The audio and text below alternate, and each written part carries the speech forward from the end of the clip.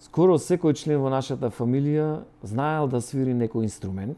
Комшиите, нашите комши знаеле да кажат кога имало визита во нашата, или за некој себап не мора визита, пееле повеќе гласно и во интервали. И тоа било, како што кажувале сите што биде присутни, било празник за ушите и за душата. Кога градот мириса на празници. Декемвриско издание на Охридски приказни во Форт Кафе со познатиот музичар Јовица Каралиевски. Од старо охридско семејство кое дало фурнаџии, кондураџии, адвокати и други занаети, кои ги врзувала една заедничка љубов. Биле мераклии на убава музика и сите знаеле за душа да свират на некој инструмент. Овој мерак гори и во момчето кое ја има економијата како образование, шпедицијата како професија, а музиката како најголема љубов. За патот од културно-уметничкото друштво Отекс до Кожи дебели и Скопски фестивал, и Евровизија и Распеано рибарче, до К2 и неговите мали звездички. За тоа каков сакаме и каков може и треба да биде Охрид. Затоа што Охрид сме сите и сите сме Охрид. Четврток, на 22 декември 2022 година, Охридски приказни со Јовица Каралиевски, охридски музичар, продуцент и композитор. Заш Охрид е градска приказна.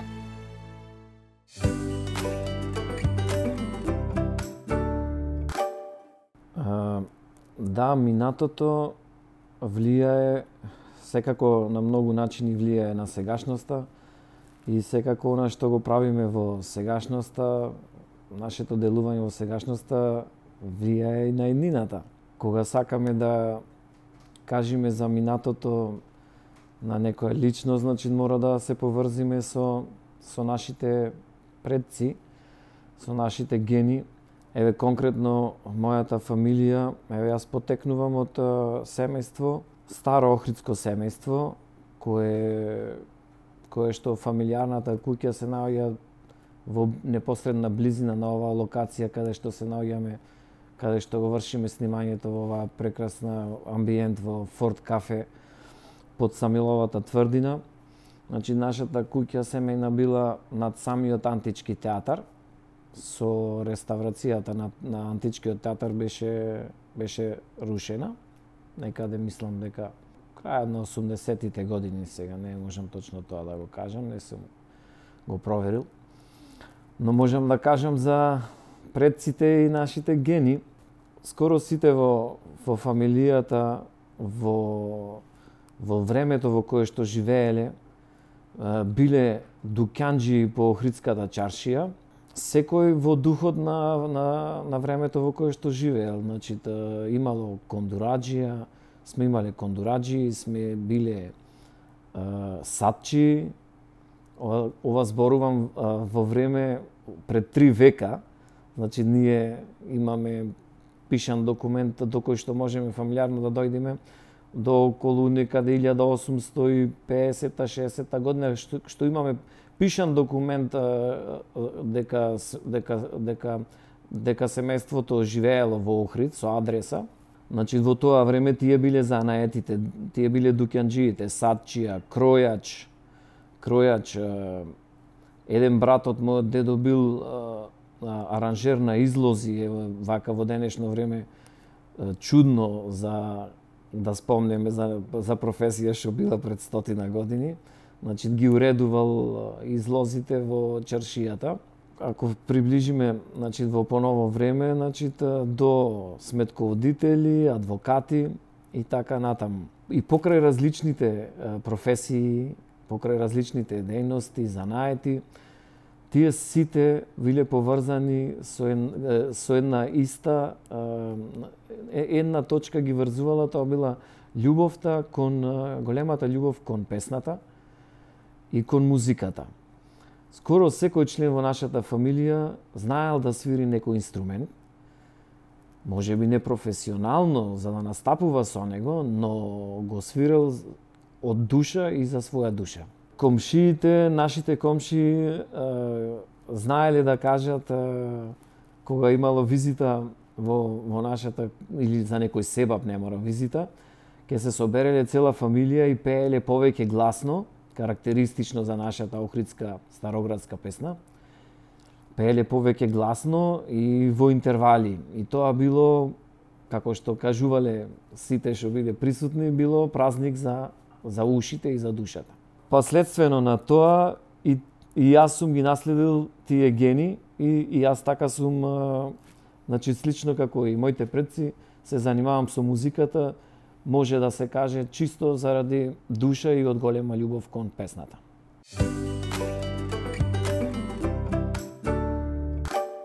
Економијата по образование сум моето образование околу економијата и менаџментот. Значи имам средно економско училиште, факултет имам завршено за царина и шпедиција и сум магистрант исто по царина и шпедиција во областа на трговската логистика.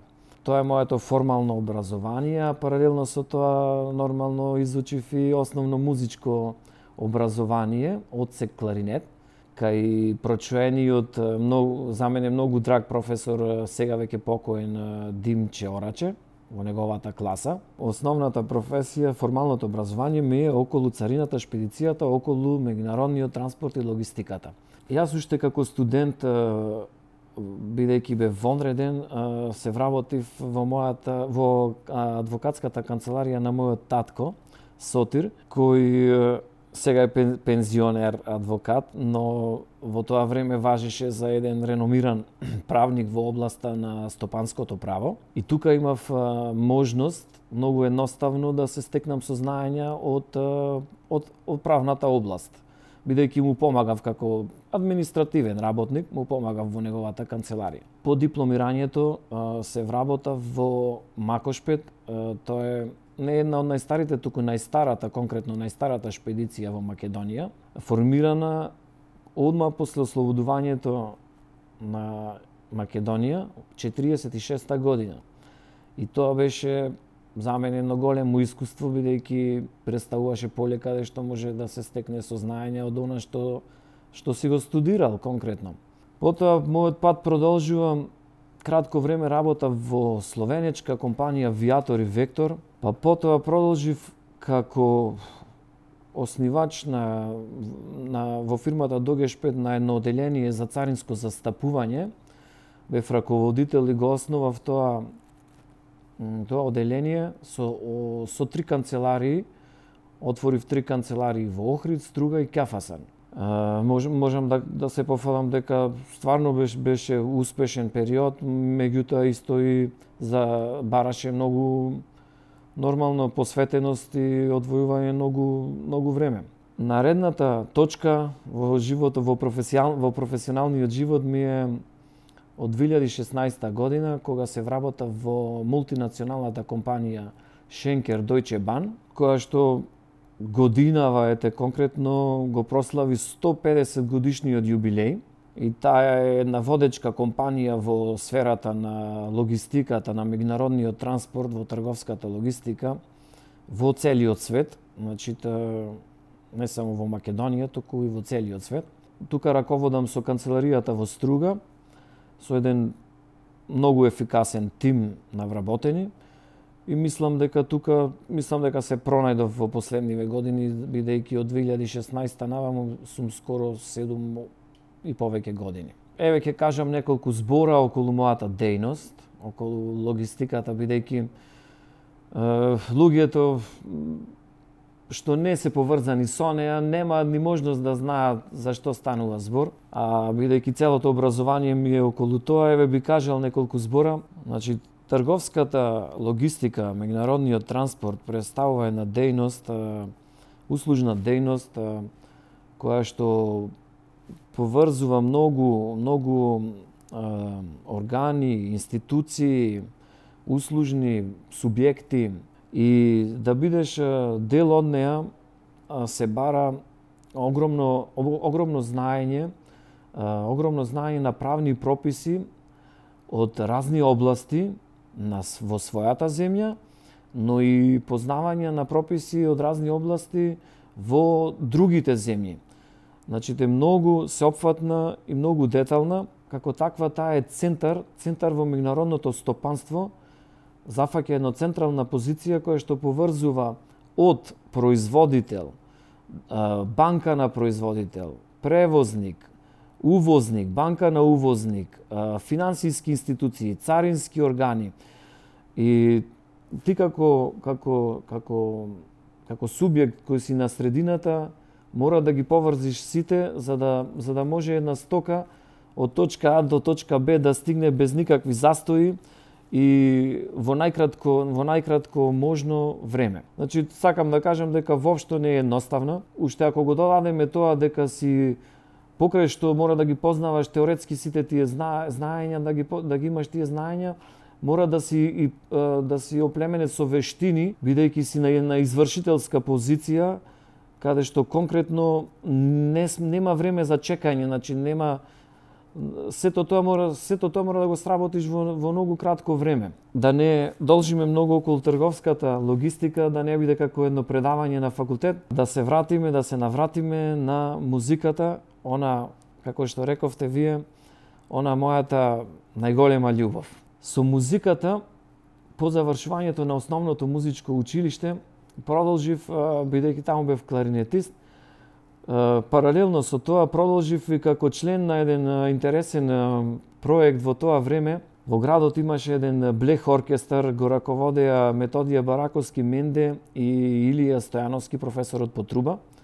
И јас, да можеше некој да ме сними во тоа време, сигурно ќе изгледав многу интересно, бидејќи живеам на едниот рид во населбата Гоце Делчев, позната како Бараки, а одев на проби на другиот рид во старото училиште Света Сава и нормално во тоа време си го земав куферчето со кларинет и си пешачев, си стигнував од едниот крај на градот до другиот. Потоа, на тинејџерски години, со кларинетот продолжив во културно-уметничкото друштво Отекс, каде што можам да кажам дека со најголемо задоволство го изучив македонскиот фолклор. Бев многу трудолюбив и посветен и мислам дека во тој период го засакав и го научив македонскиот фолклор. Потоа, во тој исти период, веќе мојот брат Александар одлично свиреше гитара и под негово влијание се зафатив и со изучување на инструментот гитара. Па следуваше период кога нормално се појавува она желба да напишеш и некоја своја песна, некое свое авторско дело. Тоа се случи некаде на 14 години, имавме група, бев повикан во група која ја предводеше Александар Тупанчевски, мојот другар од основното музичко училиште, таму свиревме заедно кларинет.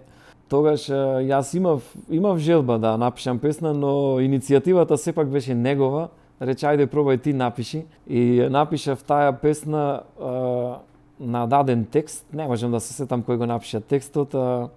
Бевме деца, бевме тинејџери.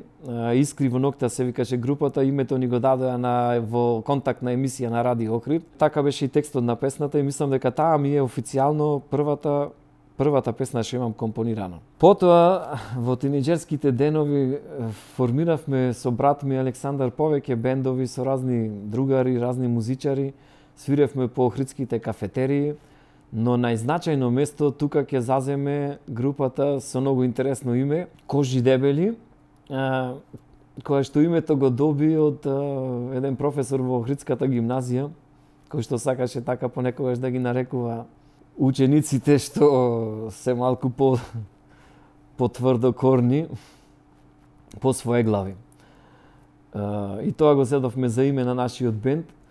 И со таа група можам да кажам дека доживеавме и за тие години и за тоа време еден голем успех, бидејќи настапивме на во тоа време феноменалниот поп-рок фест. Тоа беше фестивал од големо значење за таа сцена и го успеавме да го освоиме второто место и како награда добивме снимање на песна во професионално студио во Скопје. Но тоа не беше се, бевме забележани од еден интересен рок новинар Љубомир Грбевски, Джери, кој што непрестано пишуваше убави зборови во тогашниот екран за нашата група, за нашиот стил.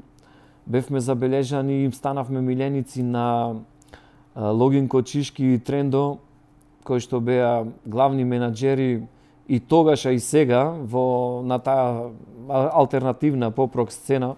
И немаше манифестација во цела Македонија што се организираше, а да не учествуваме ние со нашата група.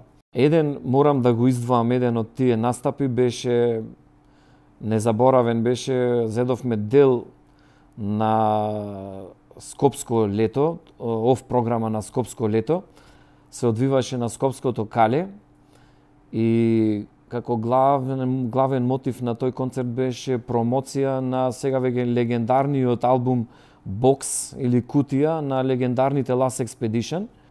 Тогаш веќе многу популарни и ние со Кожи дебели бевме нивна предгрупа и тоа беше стварно имаше, бидејќи настанот беше на отворено во лето на кале, влезот беше бесплатен, беше програма на Скопско лето, имаше повеќе од 15.000 публика и тоа беше настан кој што никогаш нема да го заборавам.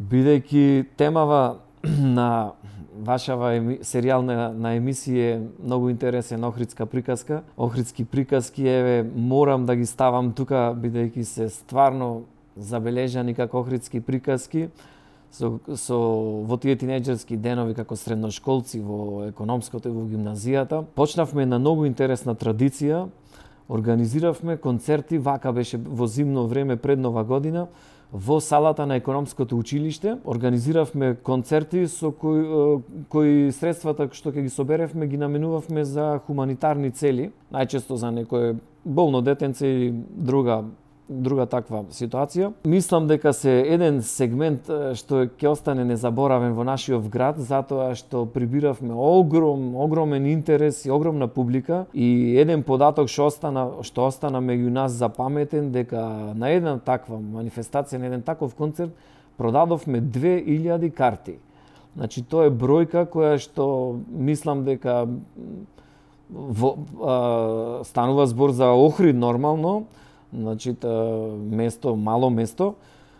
Мислам дека и некоја стварно поголема звезда би била задоволна и радосна кога би продала 2000 карти во Охрид на концерт. Сега да се навратиме на она, да кажам некој збор на она, пошто охриѓаните, моите охриѓани најмногу мене ме препознаваат. Мене најмногу ме препознаваат по детската песна, како композитор, продуцент, аранжер и по фестивалчината детски, меѓу кои, како што си го кажувам јас, матичното Распеано рибарче. Ке кажам неколку збора за тоа, бидејќи е неизбежно да се спомене. Распеано рибарче го оформи сега веќе покојниот Коле Петкуќевски, тогаш познат естраден менаџер и организатор на многу манифестации во градов од тој тип. Му се јавува една идеја да воспостави едно фестивалче од типот на Златно Славејче и почнува со организација, со распишување на конкурс за мелодии. И јас во тој период стварно многу ја сакав музиката, по цел ден се занимавав со музика и го прочитав конкурсот на ТВМ и одма испратив една демо песна и песната ми беше примена. Се запознав и со Коле. Песната, морам да споменам, ја исполна Јована Бандилова и се викаше Глумица на мама.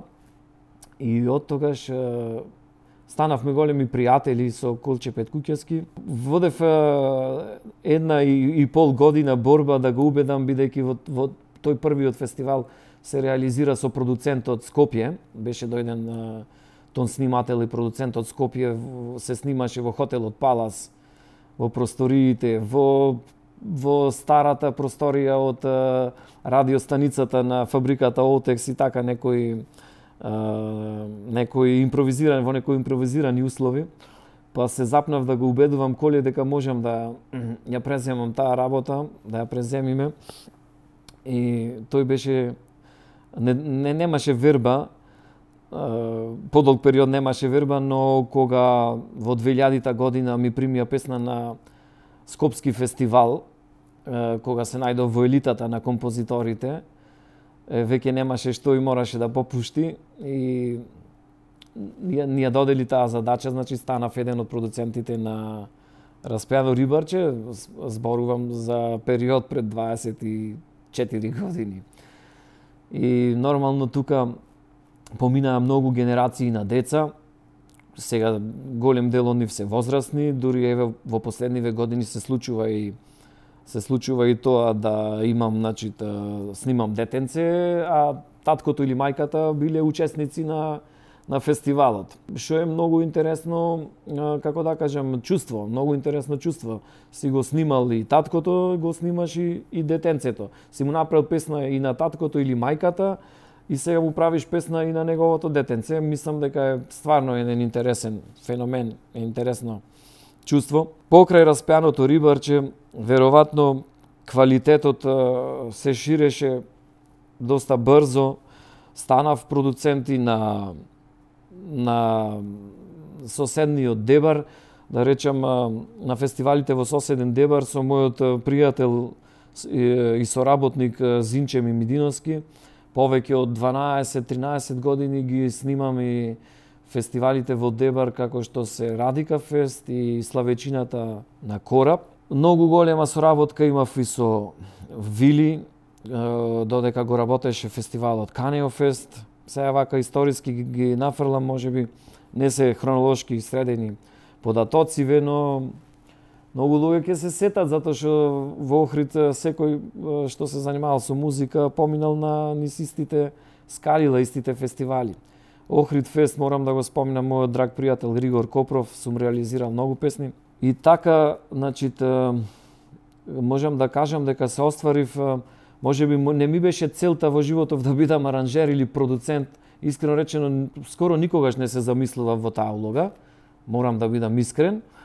Едноставно сакав да творам музика, но никој пат не се гледав како техничко лице кое што стои зад миксетата или ги прави оние сите аранжмани со сите инструменти. Не можам да кажам дека не ме привлекуваше тоа, но никој пат не се гледа во таа улога, а еве веќе не цели 30 години паралелно со мојата професија се занимавам и со тоа.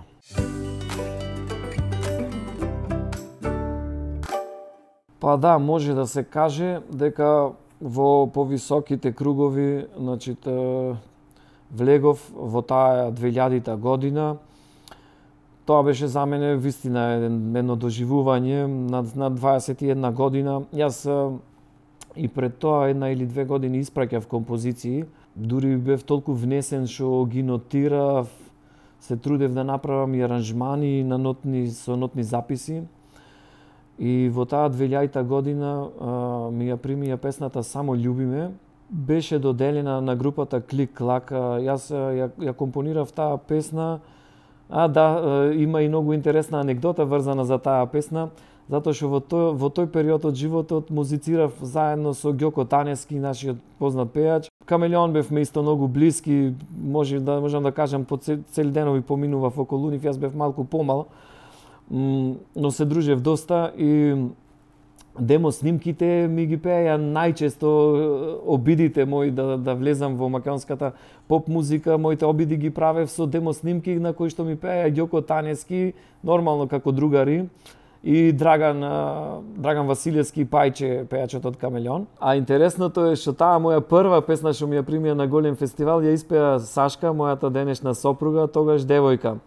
Значи, веројатно немаше кога да дојд некој од другарите од Драган или Ѓоко да ја испет, па реков Сашка испеа ти.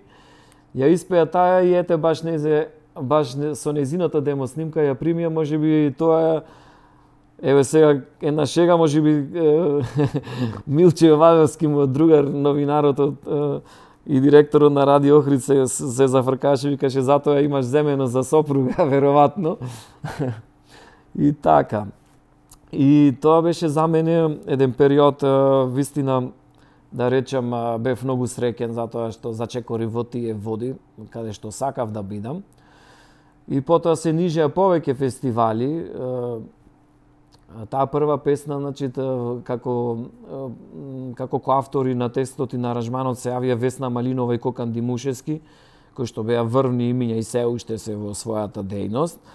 во својата бранша. А Кокан Димушевски, за да уште поинтересно, таа песна моја му ја даде на групата Клик Клак, каде што главен вокалист беше неговата ќерка. И така остана една историја да го раскажувам ова како охридска приказка. Потоа нормално имав повеќе години учествував на Скопскиот фестивал со повеќе numери. Ристо Самарџиев пееше, Анета Ефтимова, на Макфест со Сузана Турунџиева, на Охридфест со многу изведувачи, со Камелеон, со дуото баш додека се спремав за интервјуво, најдов некои материјали од тоа беше дуо за Жанко, Ѓоко Танески, претходно Джими беше таму. Ја пронајдов една снимка на Охридфест кај што настапија со една песна и многу хумористична, интересна и така. И така зачекори во тие води и повеќе тоа не го осеќав како терет, значи едноставно нити како професија. Јас до ден денес не осеќам како професија музиката, затоа што на тоа гледам како на моето музичко домашно студио, гледам како на едно уметничко ателје, како некој сликар кај што си црта слики, така го доживувам. Кога ќе најдам слободно време или едноставно кога ти треба некој одмор од различен тип, не од спиење, значи тука е лекот во музиката. Ќе слезам во приземјето на мојата куќа, таму ми е студиото, ќе си уклучам инструментите, ќе направам некоја мелодија и веќе тоа и веќе почнува да функционира. Но професија стана од тоа што луѓето почнаа да ме бараат, значи пак ќе кажам, тоа никој пат не ми било цел во животот, бидејќи јас само имав потреба да искажам мојата креација, но кога ќе почнат да те бараат, веќе влегуваш во таа една машинерија. И ете се нижеа фестивали како Распеано рибарче, кој што захтева 10-20 деца. Значи, потоа Чунга-лунга при Охридфест, доста numери, на секој издание на Охридфест имав доста numери. Канеофест со Вили, значи му бев едноставно како базно студио. Па ете се надогради Мемидиновски Зинче со неговите 2 фестивали и тоа веќе почна да станува окупација, целодневна окупација. Во секој случај јас тоа го сакам и сум задоволен и мислам дека и понатаму ќе го правам. Морам да напоменам дека исто еден висок дострел, како што кажавте вие, високата лига, јас ја надминав и македонската, со тоа што во 2008 година бев на еден интернационален фестивал од висок ранг, детски интернационален фестивал од висок ранг. Зедов учество со мојата братучетка Маја Каралиева. Испративме како на шега песна, во тоа време уште ни интернетите не беа толку разработени. Испратив, јас дојдов до контакт до некаква информација, веројатно од медиумите, и испратив една numера и на наше изненадување ја примија во Каиро, во Египет, на интернационалниот Нил фестивал, каде што за сериозноста на фестивалот морам да споменам дека главен покровител беше сопругата на Хосни Мубарак, Сузан Мубарак. Значи дома ги имам до ден денеска документите, каде што отидовме на тој фестивал на лична покана на Сузан Мубарак. И го имам документот и нормално кога го покажав беше интересен момент кога стигнавме во Каиро на аеродромот. Кога го покажав тој документ, интересна беше и реакцијата на службениците од полицијата и од царината кога го прочита името дека идаме како гости на Сузан Мубарак. 12 дена ни беше обезбеден смештај во Египет, во Каиро. Едно феноменално, можам да речем, феноменален доживљај, значи не прошетаја буквално Кеопсова пирамида, главниот музеј на Египет кај што се мумиите на фараоните, Рамзес, каде што е оригиналното богатство на Тутанкамон, Сахара, пустината, мислам феноменален дочек фестивалот, беше од врвен карактер. Учествуваа земено сите земји од целиот свет. Конкуренцијата беше немилосрдна, само уште ова ќе го спомнам да не должам, значи во ова победничката на фестивалот, ја имаше снимено својата, само за споредба да направам за да го доловам за каков фестивал станува збор, ја имаше снимено својата numera со лондонската филхармонија, а компонирана беше од нејзиниот татко, кој што е главен композитор на филмска музика во една Индонезија која што има 200 милиони жители. Со таа конкуренција бевме соочени ние. Нашата охридска екипа едноставно го представивме Охрид и Македонија на еден таков силен фестивал. Сега за надежите на Охрид, дали има нови надежи во музиката? Нормално дека има нови надежи не само во музиката, на секое поле има, секоја генерација си има своји таленти и генијалци. Ете ние со екипата на Супер Радио Митамаро во 2017 година го направивме тоа Охрид Суперстар талент шоу, мислам дека беше феноменален настан во градов и можам да кажам дека ги откривме точно најталентираните луѓе во тоа, деца, млади, да речем тинејџери, во полето на музиката и нив ги наградивме. Преку такви манифестации секако дека може да се откријат таленти, кај мене доаѓаат во студио и преку разни канали, нормално слушнале за мене, се обратиле, ќе те побараат. Има надежи, има таленти. Може би нема сцена, едноставно некако некој наплив од соседствата, да не конкретизирам. Мислам дека помалку македонската музика е малку под, да речем, под сенка на музиката на соседните земји и нашата македонска сцена не е толку силна како што беше во почетокот на 90-тите, кога и мене ме повлече да се вклучам во таа работа. А со шоуто Суперстар стварно ги откривме многу талентирани дечина, феноменални пејачи, и за кои, ето јас напишав 3 песни едноставно, им подарив 3 песни, значи на Охрид Фест настапија Емилија Петреска со песната Одговор. Таа беше една моја стара песна што ја чував во фиока и кога ја дадов, тука се вклучија повеќе луѓе во аранжманот и Дамјан Пенчиновски што го спомнавте ги отсвира гитарите, стварно феноменално заврши таа песна и до ден денеска по радијата ја слушаме. Мислам дека освои некоја награда. Наградите не ги памтам, дома имам стварно еден зид цел со награди. Многу ми се драги, но не можам вака да земам да ги набројувам, поминали многу години. Другата numera беше со Андреја Јовановска, исто многу добра numera.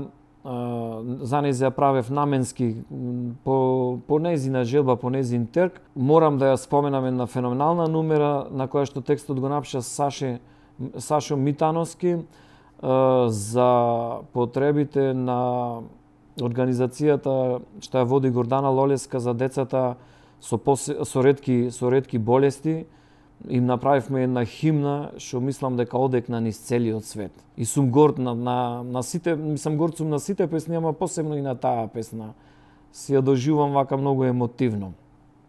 Тука ги вклучивме сите финалисти од шоуто и направивме еден спот и мислам дека беше еден добар настан во градов.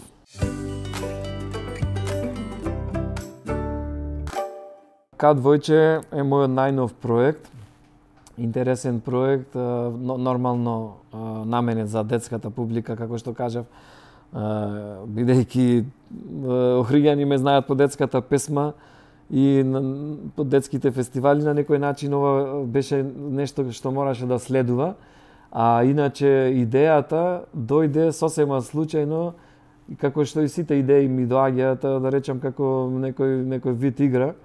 Значи, со мојот син Климент, често пати тој во неговите детски денови беше јутубер и нормално снимаше видеа, како и она што е атрактивно во денешницата, како и неговите други врсници, така и тој снимаше јутуб видеа. И јас му помагав доста околу тоа, сакав да му помогнам околу техничката реализација, малку да научи програми како тоа ќе оди. И се до еден момент кога тој се осети веројатно како малку пубертетлија, да речам, или тинејџер, И тоа престана да го интересира и почна некако да не го прави, ги стави сите видеа на приватно. И јас останав без партнер во таа моја игра и ми се јави идејата дека можем да речем без срамење дека идејата е генијална, дека може да постои еден лик кој што вистински не постои, но едноставно ако го создадам и ако го оживам, може да се роди. И така зедов со едно моливче, нацртав едно детенце по урнекот на син ми, имаше едни интересни, секојаш 2 пати ги скрши и 2 пати ги одбра истите наочари во зелена флуоресцентна боја. И така го нацртав детенцево со наочари со зелена флуоресцентна боја и сина плава косичка како што имаше син ми. Го избоев со фломастери, но нормално тоа стана на хартија и немаше никаква интеракција. Па тука многу ми помогна една мој пријателче Бојан Симоновски. Можам да речем дека е генијалец, охридски генијалец. Тој е цртач, создавач на карактери, работи на платформите на интернет. И го замолив дали може да ми го нацрта во една попрофесионална верзија. Се уште немав идеја дека ќе го оживеам како анимиран лик, но едноставно некако сакав да почнам едноставно. Тогаш се погоди и тој период на пандемијата с карантини, бевме затворени по дома, не можевме да се движиме, ни се раѓаја некои разни чувства во нас, до тогаш нови состојби. И тој ми помогна, го нацрта детенцето во една верзија, на она верзија што имав нацртано со молив, но нормално тој ја направи професионална. Му даде еден холивудски, така тој се изразува, холивудски лик. И почна да ми го прави и да го прави во програмите за 2D анимација. И стигна до една висока позиција, но беше презафатен и се откажа, не можеше да продолжи да работи на тој лик, стварно беше премногу баран и презафатен и не сакав да му сметам во неговата професионални ангажмани.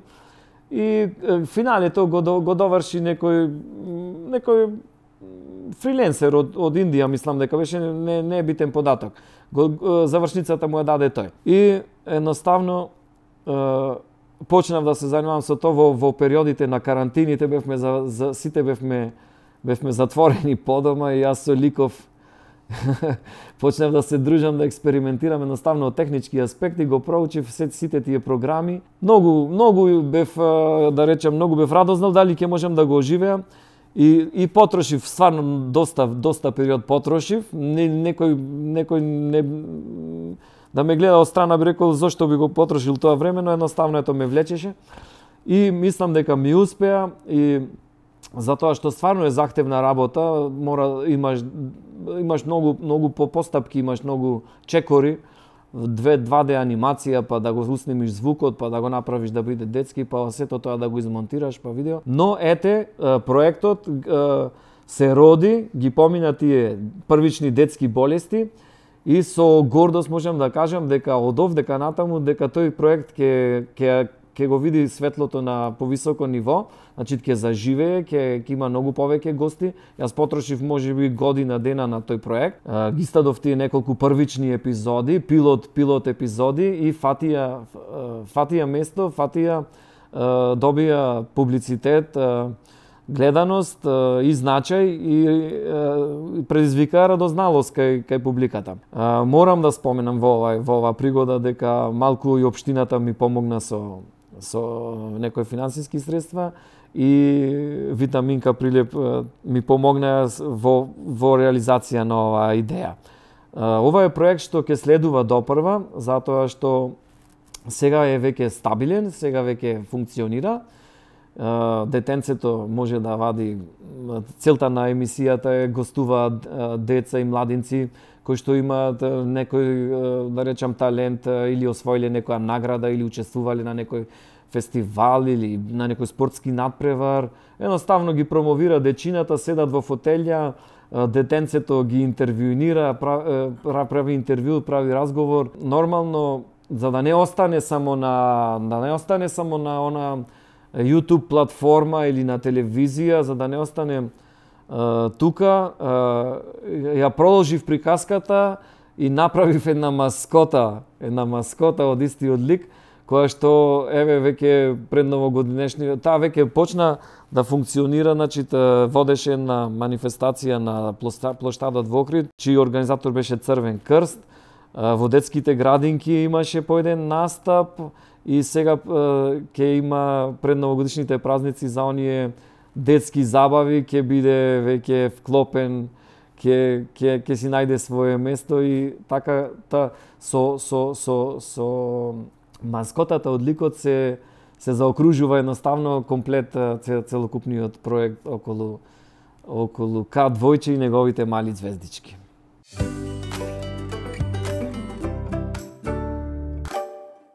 Охрид за мене е едно место кое што можам да кажам дека представува све, затоа што тука сум се родил.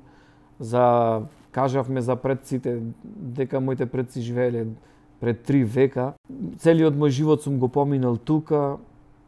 Сум основал семејство во Охрид и понатаму планирам да живеам тука. Јас го гледам Охрид во мојата фантазија, во моето сеќавање, кога бев дете и сите денеска со интернетот и со социјалните мрежи ги гледаме оние стари фотографии, по тие групи што се за Охрид, оние стари фотографии на едни дотерани плажи, мислам дека се околу 70-тите го доживува тој развој Охрид. Има една фотографија што секогаш имам во мојата глава. Тоа е она фотографија кај што е сликан онај комплекс со Славија, Горица Трета, Свети Стефан, со една феноменална, значи, урбанистичка архитектура, со оставено место за зелени површини, цветни градини, паркови, едноставно надпревар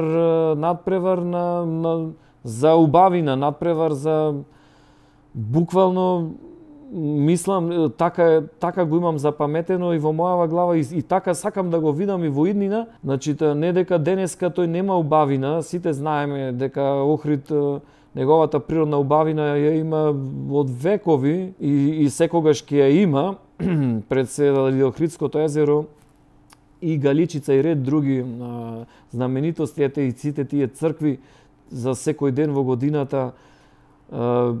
Џабе не ги добил сите тие епитети, значи центар на христијанството бил, епитет бисер на Балканот, Ерусалим на Балканите и така натаму, тие зборови не можат да бидат туку така кажани. Но јас секој пат ќе кажам дека сакам да го гледам ете како таа слика, би сакал да го гледам како една разгледница, една цветна градина. Таа слика ја паметам и така сакам да го доживам. Значи сакам да кажам еве нека биде ова како еден апел секогаш да се внимава на хигиената, на она централно градско подрачје каде што ќе дојдат туристите.